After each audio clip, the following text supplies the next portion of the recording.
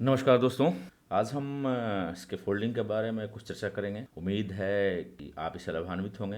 Actually इसके folding construction section में, construction field में एक इसके फोल्डिंग की अहम भूमिका है। और बहुतेरे लोग, नहीं कहा जाएगा कि तमाम, बहुतेरे लोग इसको हल्के में लेते हैं कि इसके फोल्डिंग तो ऐसे ही है, या तो सिविल से है या फिर मैकेनिकल से है। बहुत सारी भ्रांतियां हैं हमारे कंस्ट्रक्शन फील्ड में। तो मैं ये स्पष्ट करना चाह रहा हूँ कि स्कैफोल्डिंग जो हमारे कंस्ट्रक्शन इंडस्ट्रीज़ में एक हार्ट है, हृदय है। जैसे हमारे शरीर में हार्ट का एक अहम भूमिका है, तो सेम थिंग है। और जहाँ तक इसके डिस्क्रिप्शन के बारे में, इसके डिफिनीशन के बारे में मैं ज़्यादा डीपली नहीं जाना चाह रहा हूँ, क्योंकि हमारा जो कन्वर्सेशन जितना सरल होगा आपको समझ में आएगा। उम्मीद है आप इस लाभान्वित होंगे। सबसे पहले हम डिफिनेशन के बारे में थोड़ी सी चर्चा कर लें कि स्कैफोल्डिंग है क्या। स्कैफोल्डिंग का तो हिंदी में मचान हम कहते हैं, लेकिन हम एक सर्टेन हाइट के ऊपर जब जाते हैं, कोई भी काम, चाहे कोई भी काम हो, चाहे पेंटिंग हो या ब्रिक वर्क हो या फिर मैकेनिकल काम हो, पाइपिंग हो, स्ट्रक्चर हो, एक एक सर्टेन हाइट के ऊपर हमें एक ऐसी चीज़ की ज़रूरत होती है, एक ऐसे प्लेटफॉर्म की ज़रूरत होती है, एक टेम्प्रोरी सेफ प्लेटफॉर्म की ज़रूरत है जिसे हमें बनाना होता है। तो उस व्यू में हम लोग इसके फोल्डिंग बनाते हैं। लेकिन यदि इसकी शाब्दिक अर्थ, इसका डिफिनेशन कहा जाए, तो इसके फोल्डिंग, इसको अंग्रेजी में हम बोलते हैं कि इसके folding is the temporary structure used for supporting workman and it's material at any height. थोड़ी सी विशेष इस पर चर्चा हम हाइट की करेंगे, तो बाद में हम इसके बारे में डिटेल्स आपसे मुखातिब होंगे। लेकिन हमें हाइट, एनी हाइट का वर्ड जो आ रहा है, इसका कोई रिस्ट्रिक्शन है जिसे हम कितने हाइट तक ले जाना है हमें। अब हम थोड़ी सी चर्चा करेंगे कि इसके फोल्डिंग का स्ट्रक्चर कैसे होता है, क्या क्या चीज़ें होती हैं, क्या क्या लगता है और इसे कैसे बनाया जाता है। तो एक कंपोनेंट्स वर्ड आता है। कंपोनेंट्स, इसमें बहुत सारे कंपोनेंट्स हो। किसी चीज़ के स्ट्रक्चर में, किसी चीज़ की बनावट करने में कुछ चीज़ों की ज़रूरत होती है, जिसे एक वर्ड दिया जाता है कंपोनेंट। सपोज हम खाना बना रहे हैं तो उसमें इंटीग्रेंट्स, कंपोनेंट्स बहुत सारे हैं, जैसे रॉ मटेरियल्स है, कच्ची सब्जियां हैं, ऑयल्स हैं, मसाले हैं, फिर हमें हीट देना होता है। तो ये सारे चीज, दैट मीन्स इसके भी कुछ कंपोनेंट्स हैं। तो हम आज कुछ कंपोनेंट्स के बारे में चर्चा करेंगे। हमारा आज मॉड्यूल यही रहेगा। तो कंपोनेंट्स, इसको हम दो भागों में कैटेगराइज करेंगे, एक लोड बेयरिंग और दूसरा non load bearing. Load bearing तो आप समझ ही रहे होंगे। अब ये लोड बेयरिंग, जो लोड बेयर कर रहा है, कोई भी चीज़ जो भार को धारण करता है, that is called load bearing, वो लोड बेयरिंग है। और नॉन लोड बेयरिंग कंपोनेंट भी हैं बहुत सारे, जिसमें उपयोग में आते हैं हमारे इसके फोल्डिंग में। तो जो लोड बेयर नहीं कर पाते हैं, लेकिन उन्हें लगाना हमें आवश्यक होता है एक सरकम पार्ट में, एक सर्टेन पार्ट में, तो उसे हम नॉन लोड बेयरिंग कहते हैं। तो कहने का मतलब है कि हम दो बिंदुओं पर बात करेंगे, एक लोड बेयरिंग और नॉन लोड बेयरिंग। तो सबसे पहले हम लोड बेयरिंग के बारे में चर्चा कर रहे हैं कि लोड बेयरिंग कंपोनेंट्स क्या क्या है। तो लोड बेयरिंग में कुपलर्स हमारे हैं। कुपलर्स को हिंदी में कपलर कहा जाता है, और आम भाषा हमारे कंस्ट्रक्शन फील्ड में, भारत में या फिर बाहर के देशों में भी हमें क्लेम कहा जाता है। यदि आम भाषा में कहा जाए तो इसे हमें क्लेम कहेंगे, जिसको कुपलर, COPLER, कुपलर कहा जाता है। तो लोड बेयरिंग में सबसे पहले अहम आता है राइट एंगल कुपलर। राइट एंगल कुपलर क्या है? राइट एंगल कुपलर को हम फिक्स क्लेम कहते हैं, राइट एंगल कुपलर कहते हैं, डबल कुपलर कहते हैं, डबल क्लेम कहते हैं। और हमने कुछ, हमारा एक्सपीरियंस रहा है इंडिया में, तो एक्चुअली हमारी मोस्ट ऑफ एक्सपीरियंस बाहर की ही है। तो यहाँ आने के बाद हमें कुछ नया चीज़ सीखने को मिल रहा है, देखने को मिल रहा है। तो यहाँ लोग उसको ज़्यादातर फिक्स क्लेम के ही नाम जान रहे हैं, और कुछ लोकल भाषाएं यूज़ कर रहे हैं, उसके बारे में नहीं जिक्र करना चाह रहे हैं।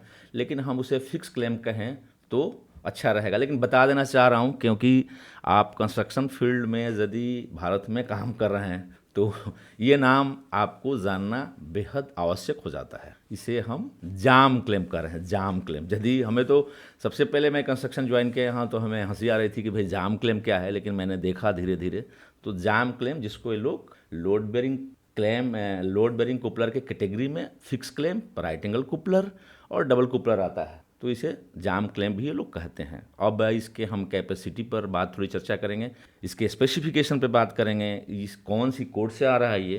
तो एक्चुअली ये BSCN 74-1/2005 एक कोड है, इसका मटेरियल कोड है जो ब्रिटिश स्टैंडर्ड इसको प्रेफर करता है, ये अच्छा होता है यही। उस पर 74 मार्क होते हैं राइट एंगल कूपलर पर, और इसमें 2 क्लासेस हैं राइट एंगल कूपलर में, क्लास ए और क्लास बी। अब हमारे दिमाग में एक बात आ रहा है कि क्लास ए स्ट्रॉन्ग होगा या क्लास बी स्ट्रॉन्ग होगा, क्योंकि अमूमन ऐसे सामान्य तौर से हमारे दिमाग में बात घूमता है कि ए क्लास है दैट मीन्स बढ़िया क्लास है, बी क्लास है थोड़ा सा लो है। चाहे ग्रेडिंग भी हम करते हैं कहीं किसी वैल्यूएशन में, असेसमेंट में, तो ये और भी हमारे दिमाग में घूमता है।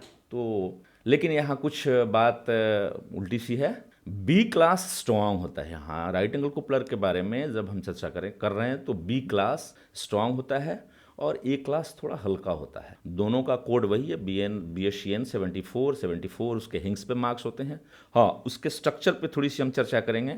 एक हिंग्स पार्ट होता है जो हमें वियर करता है, जैसे ट्यूब को वियर कर रहा है नीचे से पार्ट होता है, वो हिंग्स पार्ट होता है। उसमें टी बोल्ट्स होते हैं, तो 2 पार्ट्स इसके हैं, उसमें बूस्ट लगा हुआ होता है, तो दोनों ताकि वो उसमें चाल मूवमेंट होती है, तो उस पर हिंग्स पे ही ये पंच किया रहता है BSEN 74। तो हमें उसको देखना होगा कभी भी हम प्रोक्यूर, परचेज या यूज़ में कर रहे हैं तो क्या ये कंपोनेंट EN 74 मार्क्ड है कि नहीं है। अब उसके स्ट्रक्चर पर डीपली जाने की हमें ज़्यादा ज़रूरत नहीं है कि वो हाई प्रेस्ड है, गैल्वेनाइज है, तो बहुत लंबा चौड़ा हो जाएगा हमारी ये टॉकिंग।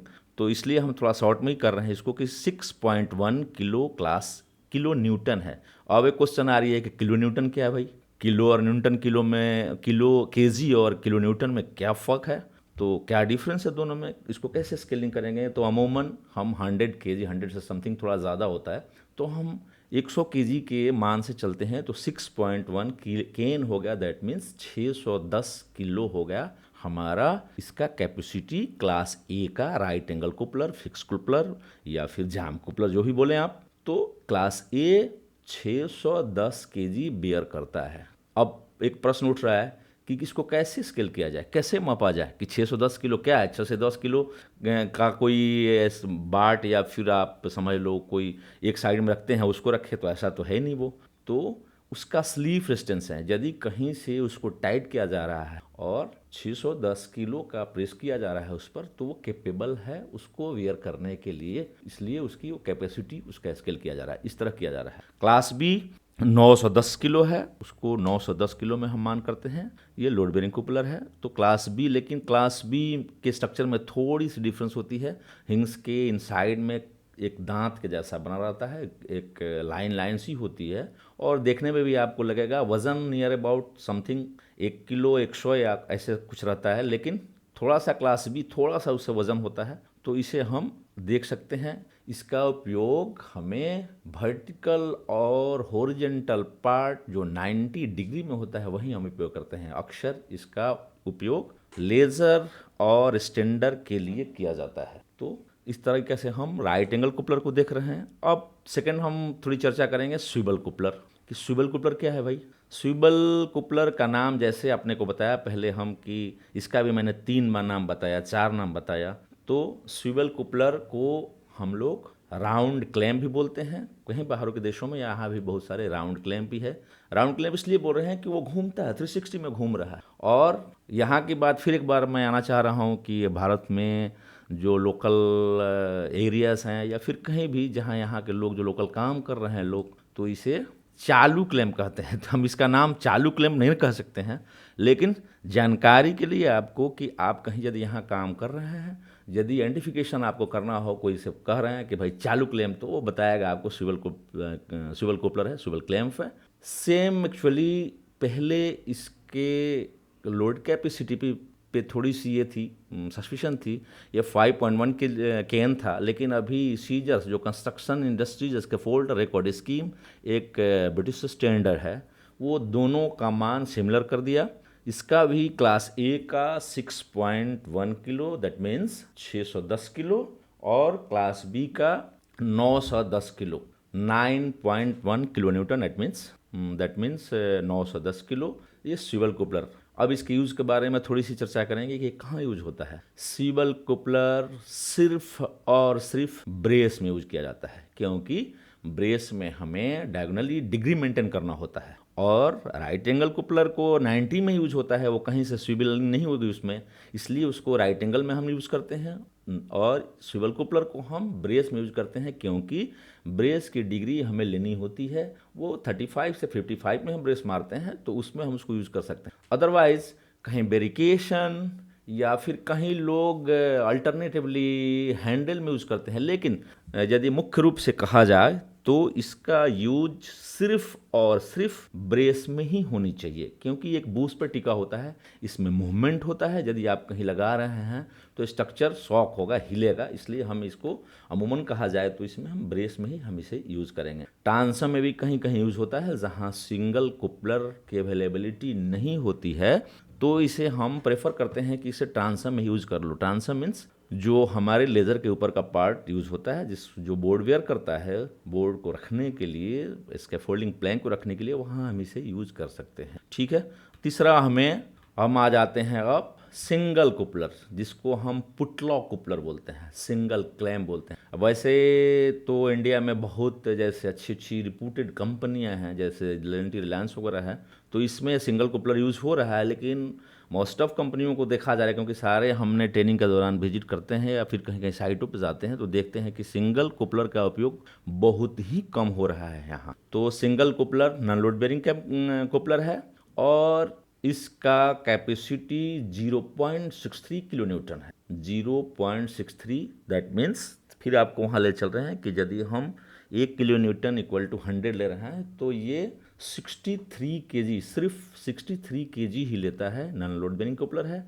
इसका यूज हम ट्रांसम में करते हैं। आपको पहले बता रहा था, इसके पहले बताया कि ट्रांसम में हम सिवल कुपलर, लेकिन वो रेयर में कर रहे हैं हम।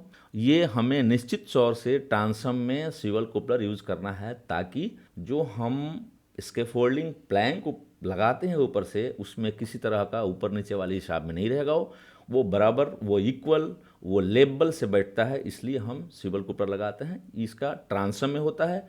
टो बोर्ड के लिए हम इसे यूज़ करते हैं, टो बोर्ड में भी यूज़ कर सकते हैं हम इसे। इसको हम कहीं हैंडल, इसको कहीं लेज़र और स्टैंडर, क्योंकि लोड बेयरिंग कपलर है, इसको हम कहीं ऐसे जगह में यूज़ नहीं कर सकते हैं जहाँ कहीं वेट लेना हो। तो ये पुटलॉक कुपलर या सिंगल कुपलर, अब यहाँ के लिए लोगों के लिए मैंने काफ़ी ये नहीं किया कि इंडिया में इसको क्या बोल रहे हैं, लेकिन अमूमन तौर से इसे हमें किसी भी इंटरनेशनली स्टैंडर्ड आइडेंटिफिकेशन के लिए इसे पुटलॉक कुपलर बोलेंगे या सिंगल कुपलर बोलेंगे, तो आपको आइडेंटिफाई कर सकते हैं। एक बैंड एंड प्लेट कुपलर आता है, जो दोनों में लगाते हैं, इंडिया में भी कहीं कहीं यूज होता है। ये कैसे अमूमन तौर से नहीं होता है, लेकिन एज ए जानकारी के लिए आपको मैंने ये बता दिया कि हमें इसकी भी ज़रूरत पड़ती है, कहीं कहीं लोग यूज़ करते हैं। इसका स्केलिंग नहीं होता है, इसका कहीं लोड बेयरिंग का कोई हिसाब किताब नहीं होता है, तो इसमें लोड बेयर नहीं कर सकता है, लेकिन यूज़ अमूमन होता है कहीं कहीं जहाँ भी। तो इस जानकारी के लिए ऐसे मैंने आपको बता दिया। तीसरा हमें स्लीव कुपलर, जिसको हम जॉइंट बॉक्स कहते हैं। तो जॉइंट बॉक्स का यूज़ 2 ट्यूब, एक्चुअली आप समझ लें कि इसके फोल्डिंग सेक्शन में हमें पाइप को प्रोनाउंस नहीं करना है, हमारी प्रोनाउंसिएशन होगी ट्यूब से, क्योंकि जो भी हमें पाइप लगाता है, जैसे हम यहाँ इंडिया में कहीं भी यूज़ करते हैं तो कहते हैं कि पाइप है, जैसे पाइपिंग का काम होता है। लेकिन इंटरनेशनल तौर से इसके फोल्डिंग के लैंग्वेज में जो भी कोई इंटरनेशनल कोड ऑफ प्रैक्टिस आप पढ़ेंगे, आप देखेंगे, तो आपको जानकारी मिलेगी कि इसे हम ट्यूब के नाम से जानते हैं। तो हम जब कभी भी अपने लैंग्वेज में इसे यूज़ करेंगे तो इसके फोल्डिंग ट्यूब ही यूज़ करेंगे। चलते हैं आगे हम स्लीव कुपलर्स, जिसको जॉइंट बॉक्स भी बोलते हैं। ये नॉन लोड बेयरिंग कुपलर है, ये नॉन लोड बेयरिंग कुपलर है। और एक्सटर्नल कुपलर, ये 2 ट्यूब को जोड़ने के लिए यूज़ किया जाता है। इसके स्ट्रक्चर के बारे में थोड़ी सी जानकारी देंगे हम कि ये दोनों ट्यूब दोनों तरह से हम इंसर्ट करते हैं, या हॉरिजॉन्टली करें या वर्टिकली करें, हम दोनों में यूज़ करते हैं, लेकिन अमूमन इसे वर्टिकली यूज़ किया जाता है। ये वर्टिकल जॉइंट के लिए डिज़ाइन किया गया है। लेकिन सपोज़ हमारा कोई इसके फोल्डिंग इंडिपेंडेंट 50 मीटर जा रहा है, 40 मीटर जा रहा है, या 6 मीटर के बाद जा रहा है, क्योंकि हमारा अधिकतम ट्यूब की लंबाई हमारे इसके फोल्डिंग सेक्शन में 6 मीटर की होती है, तो उसे हमें जोड़ने की ज़रूरत होती है। तो बहुत जगह मैं देख रहा हूँ कि स्प्लाइसिंग सिवल कुपलर से हो रही है, ग्रेट, बट उस पोजीशन में हम प्लम मेंटेन नहीं कर पाते हैं, एक बड़ी अहम चीज़ है प्लम, जिसे हम मेंटेन नहीं कर पाते हैं इसके फोल्डिंग में। यदि हमारी स्प्लाइसिंग स्विबल कुपलर से होती है तो हमें स्लीप कुपलर ही लगाना चाहिए कहीं भी, या तो वर्टिकली स्प्लाइस करें या हॉरिजेंटली स्प्लाइस करें हमें कोई ट्यूब। तो हम आते हैं अभी स्लीप पर।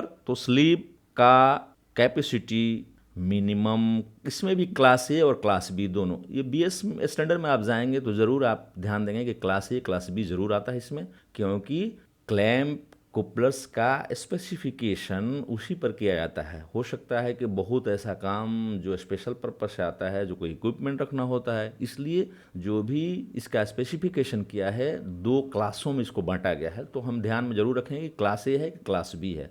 बहुत सारे क्लैंप में क्लास, जैसे आपको पुटलर कुपलर बताया उसमें class A non load bearing coupler है, तो उसमें क्लास ए और क्लास बी के बारे में आपको जानकारी मैंने नहीं दी। तो यहाँ क्लास ए और क्लास बी, तो क्लास ए इसका SWL 3.6 किलो न्यूटन है। 3.6 किलो न्यूटन मीन्स 360 किलो हो गया, आपको पहले ही बताया था।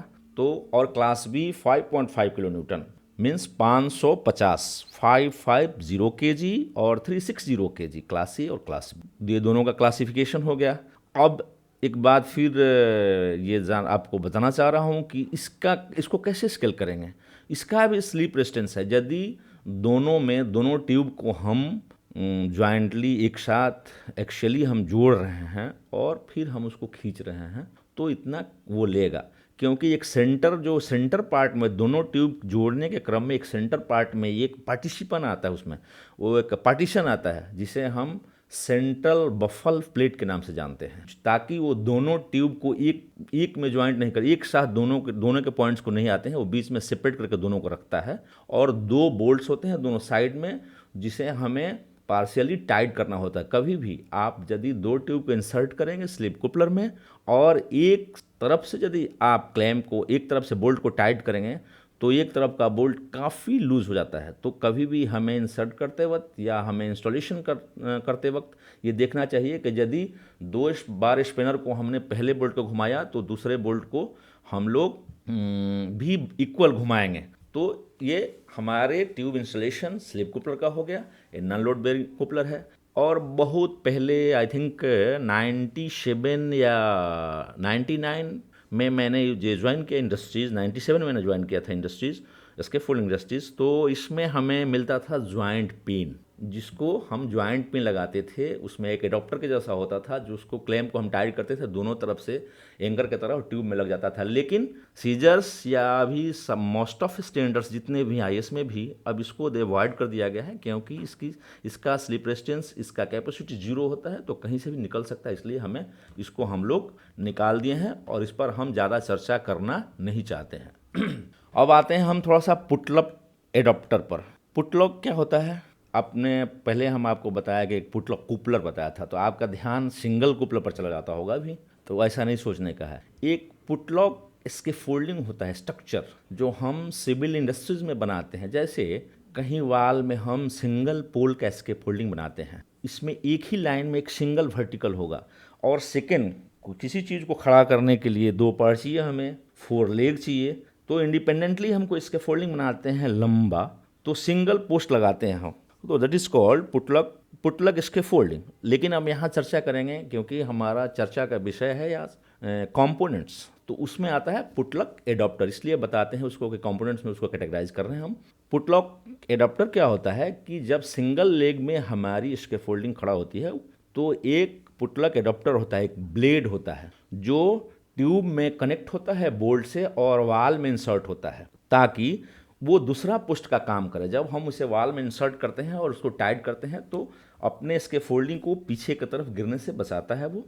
तो वहाँ वो नॉन लोड बेरिंग है, उसका कोई लोड नहीं है, लेकिन उसको हम लोग यूज करते हैं। अब आता है बेस प्लेट। एक इसके फोल्डिंग में अहम भूमिका होती है, लोड बेरिंग है, ध्यान रखने का है, ये अहम भूमिका होती है बेस प्लेट। बेस प्लेट क्या होता है? जैसा कि आपको वर्ड का प्रोनाउंसिएशन हम कर रहे हैं, तो बेस मीन्स आधार, प्लेट मीन्स आप प्लेट मालूम है ना, कोई प्लेट होगा जो आधार पकड़ रहा होगा उसको, that is called base plate. वो बेस प्लेट है, a metal plate with spike और distributing the load from a standard, इसको अंग्रेजी में हम बोलते हैं, जो हमारे वर्टिकल पोस्ट स्टैंडर्ड उसके लोड को डिस्ट्रीब्यूट करता है, लोड बेयर करता है, that is called base plate. वो बेस प्लेट है। तो बेस प्लेट हमारा लोड बेयरिंग कपलर होता है। हमारे स्कैफोल्डिंग पोस्ट का जो भी वेट आता है, टन में वेट आ रहा है हमारा, तो वो उसको लोड बेयर करता है, उसको डिस्ट्रीब्यूट करता है। दूसरी बात है कि लोड बेयरिंग कपलर है, और यदि हम डायरेक्ट कहीं भी किसी जगह में, क्योंकि हमारे ट्यूब का ओडी 48.3 होता है, तो आप इमेजिन कर सकते हो कि 48.3 ओडी का कोई चीज़ यदि डायरेक्ट कहीं सरफेस में डाल रहे हैं, या चाहे वो पेव्ड ही क्यों ना हो, तो प्रेशर आने के बाद नीचे जाएगा, हमारा डिस्प्लम हो जाएगा, डिसलेवल हो जाएगा उसके फोल्डिंग।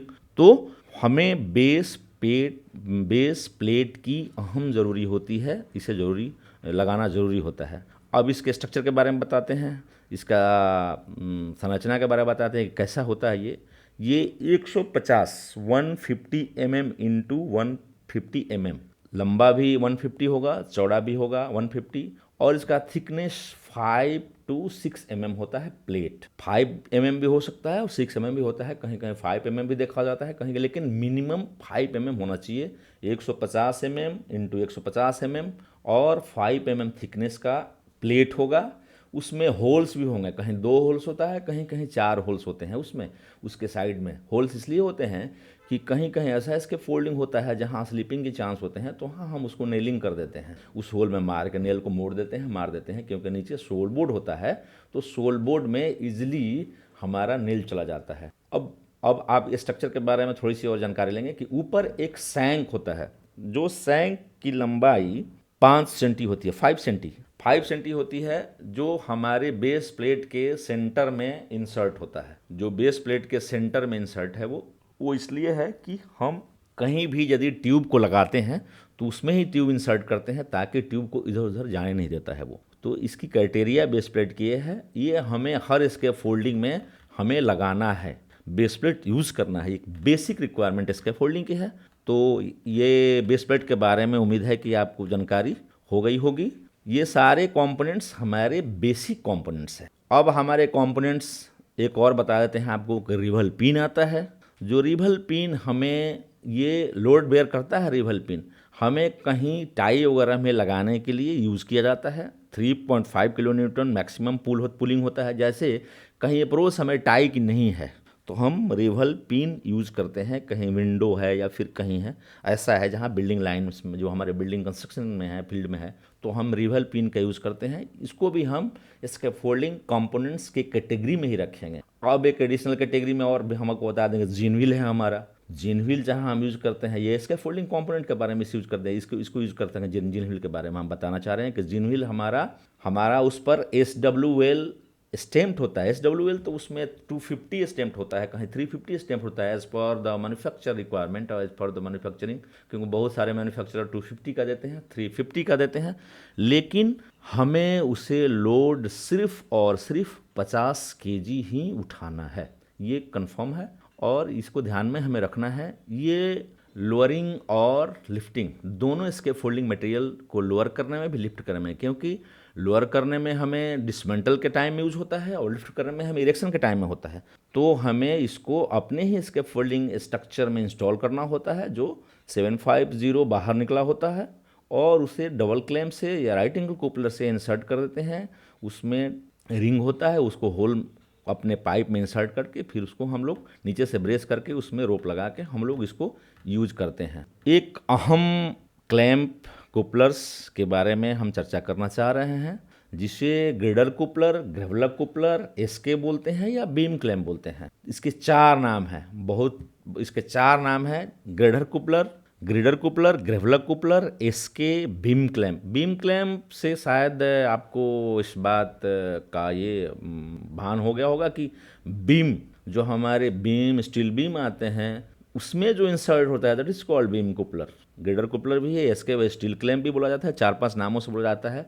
यहाँ के लिए भारत में तो देख रहे हैं कि बहुत कम ही जगहों में यूज हो रहा है, लेकिन हम इसको बीम क्लैंप से नाम और ग्रेडर कुपलर के नाम से यदि इसको हम जान रहे हैं तो बहुत अच्छा है, और इसी नाम से जाना जाता है अधिकांश इंडस्ट्रीज में, कंस्ट्रक्शन इंडस्ट्रीज में। इसके कैपेसिटी के बारे में थोड़ी सी चर्चा करना चाह रहे हैं हम कि इसकी कैपेसिटी 30 किलो न्यूटन होती है। 30 किलो न्यूटन सबसे हमारे जितने भी आपको कोपलस की चर्चा किया हमने, जो हमारे कंपोनेंट की चर्चा किया, सबसे ज़्यादा इसका 3000 kg हो गया। लेकिन एक बात आपको विशेष रूप से ध्यान देना होगा कि बीम क्लेम कहीं भी आप देखेंगे तो बीम क्लेम के ऊपर ये उसमें स्टैम्प किया हुआ है कि ऑलवेज यूज इन पेयर्स, कभी भी सिंगल अकेले यूज़ नहीं होगा। मुझे याद है 97 की बात है, मुझे याद है मैं एक इंटरव्यू दे रहा था अभी, तो उसमें जो इंटरव्यूअर थे उन्होंने क्वेश्चन किया कि बीम क्लेम का क्या कैपेसिटी है, तो मैंने तो पढ़ के गया था, मेरे पास प्रैक्टिकल कुछ नॉलेज नहीं थी,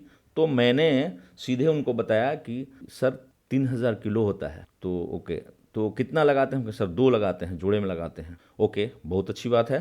तो एक का कितना हुआ? उन्होंने फिर सेकंड क्वेश्चन तुरंत किया मुझसे, क्विक किया। तो मेरे दिमाग में तो बात घूम रही थी कि भाई 3000 है तो 2 का 3000 है तो 1 का 1500 हो जाएगा। तो मैंने सीधे उसको जवाब दिया कि 1500। तो हंस पड़ा वो, कहा कि नहीं आपको जानकारी नहीं है। तो मेरे को भी ताजुब हुआ कि सर, मैं बोला सर तो आप 3000 मैं बताया, आपने बोला कि सही है वेल, तो 1 का तो 1500 होना चाहिए, ऐसे 3000 डिवाइडेड बाई 2 इक्वल टू 1500। मैंने इसे अमूमन कॉमन सी बात कर दिया उससे। लेकिन कहा वो कि नहीं, सिंगल में बीम क्लेम की कैपेसिटी 0 हो जाती है, 0। तो कहीं भी, इसलिए जो भी मैन्युफैक्चरर हैं चाहे जो भी स्टैंडर्ड है उस पर मेंशन किया हुआ है कि beam claim always use in pairs, कहीं भी सिंगल में हमें यूज नहीं करना है, जोड़े में यूज करना है। फिर आगे बढ़ते हैं हम। टो बोर्ड क्लिप है जिसको टो बोर्ड क्लैम्प भी बोलते हैं हम, वो सिर्फ और सिर्फ टो बोर्ड में यूज होता है। लेकिन अमूमन हम टो बोर्ड के रिप्लेसमेंट में सिंगल क्लैंप यूज करते हैं। टो बोर्ड क्लैंप देखने को कम मिलता है, लेकिन है हमारे कंपोनेंट के कैटेगरी में वो, तो हमें जानकारी के लिए जानना चाहिए कि टो बोर्ड क्लैंप भी होता है जिसे हम यूज करते हैं सिर्फ टो बोर्ड लगाने में।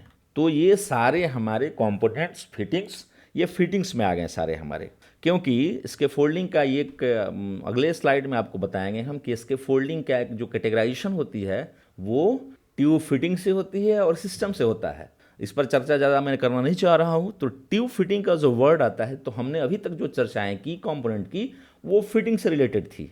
और कंपोनेंट के ही व्याप में हम ट्यूब के बारे में चर्चा, क्योंकि अमूमन हम ट्यूब फिटिंग वगैरह यूज़ करते हैं तो ट्यूब के साथ वर्ड जो फिटिंग आ रहे हैं वो कंपोनेंट में आ रहा है। तो इस कैटेगरी में हमें थोड़ी सी ट्यूब की चर्चा कर लेनी चाहिए हमें, कि कौन से ट्यूब हमें, उसका स्पेसिफिकेशन क्या है और कौन से ट्यूब हमें कंपोनेंट के तौर पे, इसके फोल्डिंग कंपोनेंट के तौर पे यूज़ कर रहे हैं हम। तो अमूमन जो आपको बताया था कोड, वो EN 1139 है, EN 39 है, और ये मार्क जब 2001, एक स्पेसिफिकेशन है इसका, जब ये मार्क हमारे ट्यूब पे रहेगा तो ये हमें यूज़ करना है, ये कभी भी हमें हमें देखना चाहिए। ट्यूब के हमारे स्ट्रक्चर पे थोड़ी सी चर्चा करेंगे हम कि कौन सा ट्यूब होगा, क्या होगा हमें। तो हमने एक BS में TG20 कंप्लेंट पढ़ा था, हमने कोर्स भी किया कर रखा था। तो ये BS स्टैंडर्ड के जो ट्यूब हैं, जो इसकी स्पेसिफिकेशन है, अमूमन IS वगैरह में वही एक्सेप्ट किया गया है। तो IS में भी वही लिखा हुआ है, उसकी स्पेशलिटी वही लिखी गई है, तो हमें वही यूज़ करना है वो ट्यूब, जिसका स्पेसिफिकेशन 48.3 mm OD होगा आउट डायमीटर, और 3.2 और 4 मीटर थिकनेस, 2 थिकनेस के आते हैं हमारे में। तो उसको कैटेगराइज करते हैं हम, तो 1 2 3 4 होता है। उतना डीपली हमें नहीं जाना है कंपोनेंट के बिहाफ में, हम आगे स्लाइड में पूरी डीपली बताएंगे आपको। लेकिन टाइप 4 यूज़ हमें करना है। टाइप 4 यूज़ में टाइप 4 का स्पेसिफिकेशन है कि हमारा OD 48.3 होगा और थिकनेस 4 mm होगा। हाई टेंसाइल गैल्वेनाइज्ड स्टील होगा ट्यूब, और उसकी डायमीटर आपको बताया है कि 48.3, 3.2 to 4 mm होगा, ये टाइप 4 में आता है। और वो गैल्वेनाइज होगा। गैल्वेनाइज की कोटिंग हमारे ट्यूब पर 60 माइक्रोन होती है। तो इसे हम अच्छी तरह से इसको हम रख सकते हैं, ताकि हमें कहीं भी कितना दिन भी रखें तो रस्ट नहीं होगा, क्योंकि हमें मैनुअल हैंडलिंग करना होता है हमारे इसके फोल्डिंग ड्यूरिंग इरेक्शन में। तो कहीं भी हमें रस्टेड पाइप नहीं होना चाहिए, इसलिए इस तरीके के पाइप को हम यूज़ करते हैं। ये अमूमन हमारे इसके फोल्डिंग में BS EN 39 टाइप 3 भी आता है, अल्मुनियम ट्यूब भी आता है, ब्लैक स्टील भी आता है। तो इसके अलग अलग स्पेसिफिकेशन है। ब्लैक स्टील जिसे हमें यूज़ नहीं करना है, लेकिन हम तमाम मोस्ट ऑफ देख रहे हैं अब इंडिया के साइटों पे, मोस्ट ऑफ नहीं मीन्स देख रहे हैं अमूमन साइटों पे कि ब्लैक स्टील यूज़ हो रहा है, जिसे हमें यूज़ नहीं करना है। वो कमज़ोर होता है, उसका थिकनेस नियर अबाउट 3.1 है, 3 mm है, और 48.3 तो उसका ओडी है, लेकिन थिकनेस में मैन्युफैक्चरिंग फॉल्ट है या फिर कॉस्ट फॉल्ट होगा, कुछ होगा, तो हमें वो उतना स्ट्रांग नहीं होता है जितना हमें चाहिए और जितना हमें स्टैंडर्ड प्रिस्क्राइब कर रहा है। तो हमें इस तरीके से हम ट्यूब को देख लेंगे।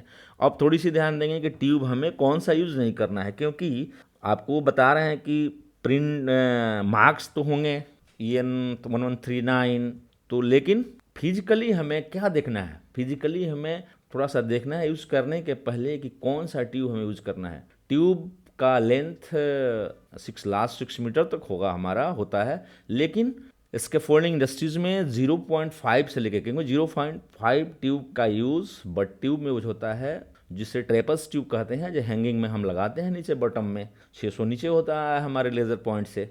तो उस ट्यूब के बिहाफ में हम 0.5 का ट्यूब कट लेते हैं। कटिंग होता है, सब कोल्ड कटिंग होता है, कहीं ग्राइंडिंग या फिर वेल्डिंग से कट नहीं करना है, या हमें वेल्डिंग रड से नहीं काटना है, हमें किसी तरह से हम लोगों को कोल्ड कट ही करना है ताकि उसका फेस बरोबर हो। उसी के बिहाफ में हम कुछ उसमें डिफेक्ट्स होंगे जिसे हम कैसे आइडेंटिफाई करेंगे।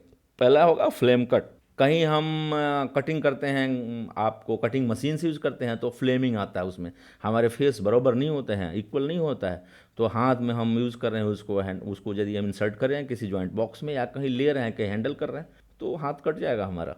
तो इसलिए हमें फ्लेम कट अलाउ नहीं है। क्रॉस कट, किसी भी अनस्किल्ड ग्राइंडर से या फिर ग्राइंडिंग मैन से आप कहें काटेंगे तो फेस सारे इक्वल नहीं होंगे, कहीं आगे बढ़ जाएगा, उसमें नुकीले पार्ट्स हो जाएंगे, तो क्रॉस कट होता है। तो क्रॉस कट भी हमें यूज़ नहीं करना है। मशरूम हेडेड, मैं बिल्कुल शॉर्ट में ब्रीफ करूँगा और ज़्यादा टाइम नहीं लेना चाहूँगा इस कंपोनेंट के बिहाफ में। तो मशरूम हेडेड होता है कि कहीं इरेक्टर, कहीं हमारे स्कैफोल्डर्स उसको पाइप को ज़मीन पे हमें ये कर देते हैं, ज़मीन पे पटकते हैं या फिर ज़मीन पे हमें होल्ड करते हैं या ज़मीन पे प्रेस करते हैं, वहाँ धीरे धीरे उसका हेड ऊपर का मशरूम हेडेड होता है। मशरूम तो समझ रहे हैं आप, उसके जैसा होता है, तो उसे भी हमें यूज़ नहीं कर सकते हैं। फिर स्प्लिट है हमारा, या ट्यूब जो हमारा कहीं से चीरे लग जाते हैं, जिस हिंदी में इसको बोलते हैं चीरे लग जाते हैं, तो उसे भी हमें यूज़ नहीं करना है। बेंड ट्यूब तो बिल्कुल ही यूज़ नहीं करना है हमें, क्योंकि कहीं भी यदि हम बेंड ट्यूब कर रहे हैं तो वे लेवल मेंटेन हमारा नहीं हो सकता है। तो हमें ये सारे जो ट्यूब से हमारे रिलेटेड फॉल्ट्स हैं उसको हमें फिजिकली देखना है साइड पे, और उसके बाद ही हमें यूज करना है। इसके बाद हमारे बोर्ड्स आ जाते हैं कि कौन सा बोर्ड हमें यूज करना है। बोर्ड, जिसको स्कैफोल्डिंग इंडस्ट्रीज में प्लैंक्स बोलते हैं, बोर्ड बोलते हैं। अभी हम इंडिया में हमको देखने को मिला कि लोग जाली के नाम से उसको पुकार रहे हैं कि जाली है, लेकिन हमें जो स्टैंडर्ड प्रॉपर है उसी पर ध्यान देना चाहिए। उसका स्पेसिफिकेशन बताया गया कि BS 2482 2009 स्पेसिफिकेशन है उसका। टिम्बर स्कैफोल्ड बोर्ड होता है। टिम्बर स्कैफोल्ड बोर्ड के अलावे हम एंटी स्किड बोर्ड हमारे पेट्रोकेमिकल्स इंडस्ट्रीज, गैस इंडस्ट्रीज में यूज होता है, जहां हमें फायर की चांसेस होते हैं। तो हमें कहीं भी ये इसी स्पेसिफिकेशन का बोर्ड हमें यूज़ करना है। BS 2482 2009, चाहे वो हम एंटी स्किड यूज़ कर रहे हो या टिम्बर में, तो अमूमन टिम्बर बोर्ड ही हम यूज़ होता है अमूमन तरीके से। उसके स्पेसिफिकेशन के बारे में हम बता देते हैं आपको कि उसका चौड़ाई 2 to 5 mm होगा और मोटाई 3 मोटाई में होता है बोर्ड हमारे। एक 38 mm में होता है, एक 50 mm में होता है, एक 60 mm होता है। ये 3 बोर्ड आते हैं, लेकिन अमूमन जनरली जो भी बोर्ड हमारे इंडस्ट्रीज में हो रहा है वो जनरल तौर से 38 mm थिकनेस का ही हो रहा है। अब थोड़ी सी डीपली हम जाएंगे अगले स्लाइड्स में कि जब बोर्ड का थिकनेस बढ़ेगा तो उसके स्पान भी बढ़ जाते हैं जो ट्रांसम लगाते हैं। तो अगले स्लाइड में हम इसकी बात ही करेंगे। अभी हम कंपोनेंट के पॉइंट्स पर हैं, इसलिए हम कंपोनेंट्स के बिहाफ में ही बात करेंगे। तो ये बोर्ड हम लोगों को, यही बोर्ड 3 थिकनेस का बोर्ड, 3 थिकनेस का बोर्ड हमें जो आप 63 वाली बात कर रहे हैं, हम बात कर रहे हैं, वो लेमिनेटेड विनीर लंबर आता है, LVL बोर्ड आता है, जो ओसा सर्टिफाइड होता है, उस पर मार्क्ड होते हैं, तो उसका स्पान हम बढ़ा लेते हैं। लेकिन अमूमन हम बोर्ड के स्ट्रक्चर में जानेंगे कि 225 mm चौड़ा होगा मोटा होगा 38 mm। अब हो लेंथ की बात आ रही है हमें, तो लेंथ हमारा बोर्ड 450 से लेके, क्योंकि जब सोल बोर्ड में हम यूज करते हैं तो सोल बोर्ड का डायमेंशन 450 225 38 mm होता है, तो उतना कटिंग बोर्ड हमें चाहिए होती है। तो हम 450 45 सेंटी का से लेके हम 1 metre, 1.5 metre, 2.5 metre, 3 metre, 2 metre, फिर हम 3.9 मीटर, लास्ट बोर्ड लेंथ हमारा होता है 3.9 मीटर, जिसे हम प्रैक्टिकली 4 मीटर के नाम से जानते हैं। बहुत सारे साइटों पे या कहीं भी आप प्रैक्टिकल काम करेंगे तो आपके जो इरेक्टर होंगे, जो इसके फोल्डर्स होंगे, वो 4 मीटर को ही बोलेंगे कि 4 मीटर का एक बोर्ड दीजिए या 4 मीटर का बोर्ड अवेलेबल करवाओ। तो 3, लेकिन एक्यूरेट यदि कहा जाए तो उसका लेंथ 3.9 मीटर होता है। तो ये बोर्ड का स्पेसिफिकेशन BS2482 के नाम से जानेंगे और 3 साइज में हमारा होता है। अब बात रही कि बोर्ड को भी, जैसे ट्यूब के बारे में आपको बताया कि कौन से ट्यूब हम एक्सेप्ट करेंगे, तो उससे हमें फिजिकली देखना होगा कि कौन से बोर्ड को हम, फॉल्टी बोर्ड है जिस फॉल्ट को हम नहीं यूज़ करना, जिस फॉल्ट से लगे हुआ बोर्ड कोई हो तो हमें यूज़ नहीं करना होगा। तो ये कॉमन बोर्ड फॉल्ट्स होते हैं जिसे हम थोड़ी सी चर्चा कर लेंगे इस विषय में। एक होता है कि व्हीकल लोडेड होता है, जो बोर्ड कहीं भी किसी गाड़ी के नीचे आ जाता है तो आपको वो विजिबल नहीं रहेगा, आपको वो हाइड रहेगा, वो फॉल्ट हाइड रहेगा, लेकिन थोड़ी सी आपको दिखेगी कि कुछ बोल्ट बेंड हुआ है, और तो कहीं भी सडन वो बोर्ड यदि आप किसी इसके फोल्डिंग में लगाते हैं तो टूट जाएगा। तो इसलिए उसे हमें व्हीकल लोडेड बोर्ड को हटा देना है साइड से, हमें यूज़ नहीं करना है। क्रैक, दूसरा जो क्रैक है, तो क्रैक तो आपको दिखेगा कि क्रैक बोर्ड है, तो उसे भी हमें यूज़ नहीं करना है, क्रैक बोर्ड को यूज़ नहीं करना है। तीसरा है हमें कि स्प्लिट है बोर्ड, जैसे आपको बताया था ना पाइप के ट्यूब के दौरान की उसमें चीरा लगा हुआ है, तो चीरा लगाता है। अब इसके डीपली हम थोड़ी सी जाएंगे कि भाई चीरा कितना होना चाहिए, चलिए आगे के स्लाइड में हम बताएंगे, लेकिन सिंपल सी फंडा है कि आप चीरा देखिए कि चीरा यदि लगा है तो उस बोर्ड को हम लोगों को नहीं यूज करना है। फिर वॉन एंड कट है, बहुत सारे जगहों में देखा जाता है हमारे इरेक्टर्स, हमारे इसके फोल्डर्स, सपोज कोई बर्ड के तो उसकी फोल्डिंग है, बीच में कोई ट्यूब आ रहा है, बोर्ड इंसर्ट प्रॉपरली नहीं हो रहा है, तो उसको सी कट में काट देते हैं बोर्ड, ताकि बोर्ड, दोनों बोर्ड प्रॉपर बैठ जाए।